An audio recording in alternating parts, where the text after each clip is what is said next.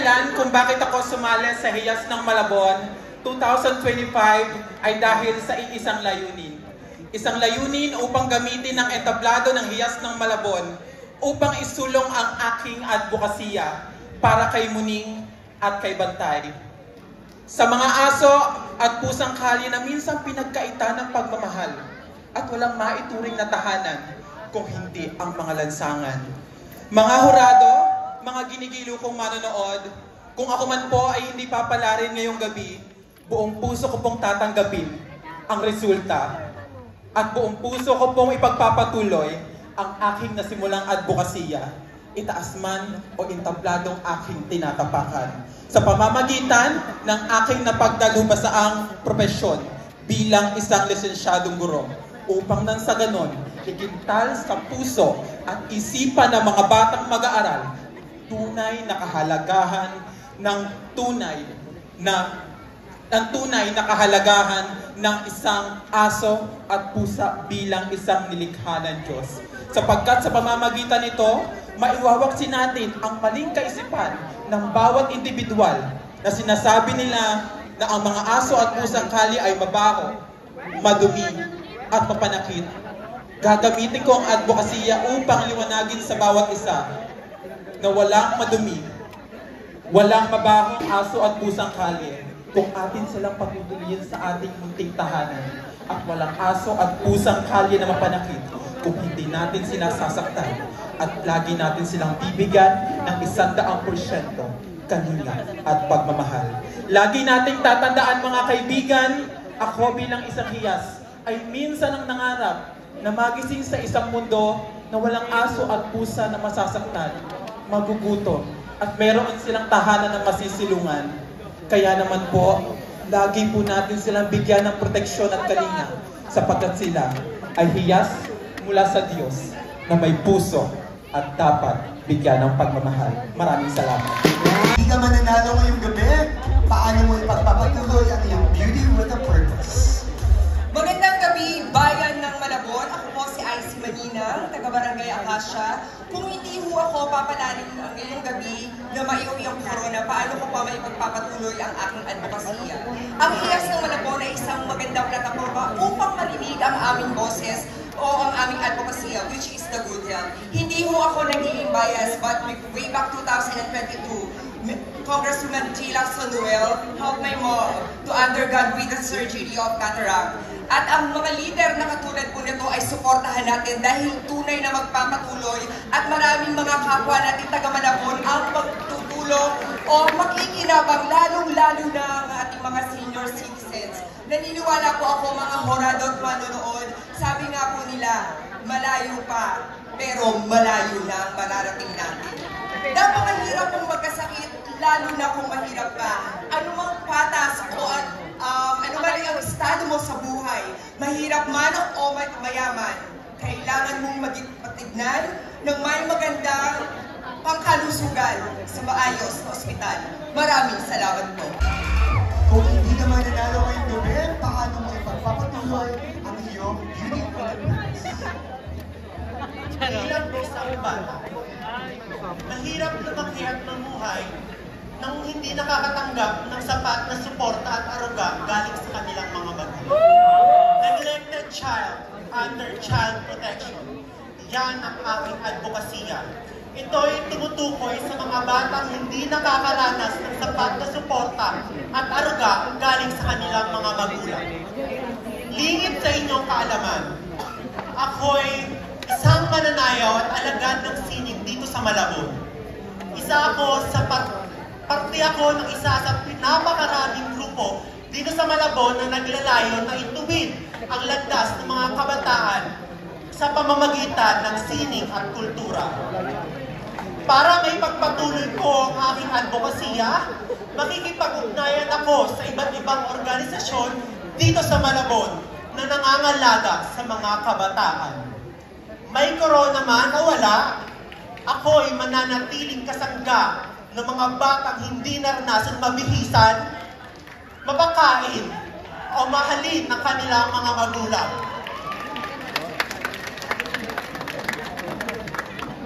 Palagi po nating tatandaan na sila man ay musmos, kinakailangan nila ng alagang arugang puspos. Katulad ng isang hiyas, dapat inaalagaan, pinapahalagahan, at iniingatan ng mga kabataan dahil ako mismo naniniwala na sila ang tunay na hiyas. At ito ay galing sa batang namatayan ng ina last December 16, 2024. Thank you very much. Good evening, Pusong Malabon.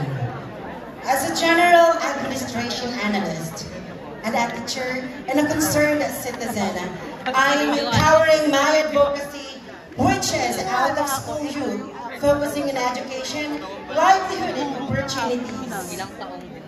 I am making a change in everyone's mind. I'm making sure that everyone receives an equitable livelihood opportunities, transformative and high-quality education. Because regardless of who you are, where you came from, or what is your status, or even what is your health condition, you are entitled to be accepted, loved, and included. If I am not your Nexiast 2025, I will continue my legacy because I've been fighting this legacy, this platform for almost 8 years. And the support of my Barangay Tunsuya, the learnings, the knowledge, the kindness is already a crown for me. And I will continue to shine like a diamond. Mahulay na kultura, mayabong na ekonomiya, at mga taong may pagkakaisa. Ito ang aking basihan na isang maunlad na komunidad. Samahan pa ng pakikisama na isa sa natutunan ko bilang presidente ng United Colors of Pangulugo. Gamit ang aking advokasya, ipapakilala ko ang aking barangay kung saan ako nagmula at humubog ng aking pagkatao. Hindi man ako palarin ngayong gabi, ipagpapatuloy ko ang paglaban sa karapatan, respeto, at pag-unawa ng ibang tao sa aming miyembro ng mga LGBTQ. Muli, ako si Alvin Cruz na nagmula pa sa Barangay Pangulo, barangay na may puso. Magandang gabi ang ating advokasya. Kabataan, lakas, lupay. Pagbibigay kapangyarihan at paglikha ng ligtas na espasyo. Ang mga kabataan ay hindi lamang mga taga-sentro. Sila rin ay mga leader, tagapag-isip, at tagapaglikha. Subalit, nakakaramdam sila na sila ay walang karapatan sa usaping panlipunan. Kaya't nararapat lamang na bigyan sila ng kasanayan at edukasyon. Kung hindi man ko ako papalarin ngayong gabi, may pagpapatuloy ko ang aking advokasya sa pamamagitan ng plataforma sa aming barangay, which is ang Barangay Children and Youth Association, na kung saan nakapaloob dito ang aking pag-advokasya na pagbibigay kapangyarihan sa kabataan upang mamuno at paglikha ng ligtas na espasyo o paglikha ng youth hub para sa kanila, nang sa ganon ay makapagpahinga sila sa presyo ng buhay. Maraming salamat. It is okay to not be okay. But it is not okay to fight silently with your battles alone. As someone who had been advocating for so many societal issues in our community through the form of acting and theatrical dancing, I chose this to advocate the mental health awareness because this is something that cannot be seen through the vision of our eyes. So that's why I am standing here to be their bigger best person for them to be seen, valued, and heard. Because these are the things that we need to do further for have a long-term resolution. Because together, as we move to a better place in our society, we should always remember and respect our people in our community and always think that no one should be left behind. Thank you. If I will not win tonight, I am still committed to my advocacy mental health. and plan to continue this work after this prestigious competition. By joining some organizations, just like Sanlahi ng Malabon, and I would like to use our social media platform to raise awareness and to create safe space for people to share their stories. Because I believe by working together, we can make a real difference for everyone to people's life. At the end of the day, we need to promote our mental health for everyone. Thank you so much. My duty with a purpose is regards with Home for the Animals. Ladies and gentlemen, being with Hiyas was my dream. But I didn't realize that having Hiyas here, I will also complete another dream, which is the dreams of all stray animals in my barangay and hopefully in our city. I was lucky enough to be given a platform to be their voice. With or without the crown, I will continue to be their ally, their advocate, and their lifeline. It is not their fault to be in that situation. They have no one, but only us, humans.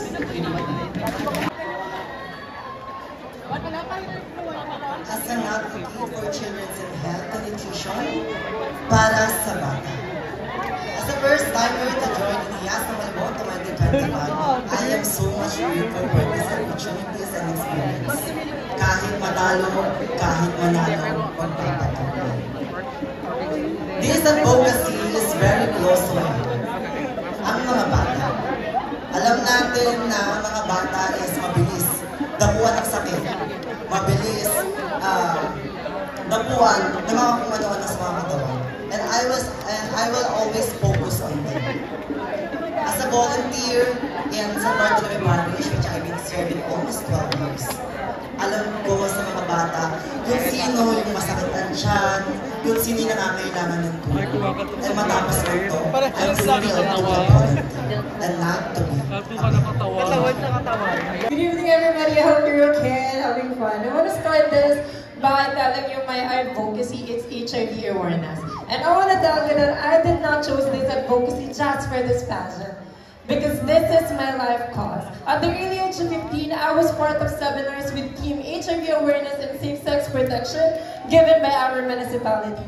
In college, I produced a lot of theses, studies, research, and even film with a team of HIV, hoping that I could spread the information.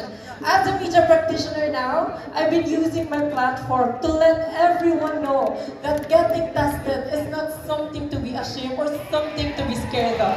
And as Hiyas ng Bayan-Bayanan, it allows me to tap different organizations that can help me with my advocacy. In fact, the Kabataan Community Health Advocacy Team and I have been planning to give safe-sex kits to my local communities after this competition.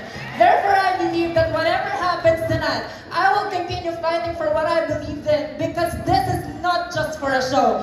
This is not just for this pageant, but rather this is for the people living with HIV so that they can have a life where hatred and discrimination cannot foster to them anymore. So this is your Hiyas ng Bayan-Bayanan saying, rock stronger, stigma no longer.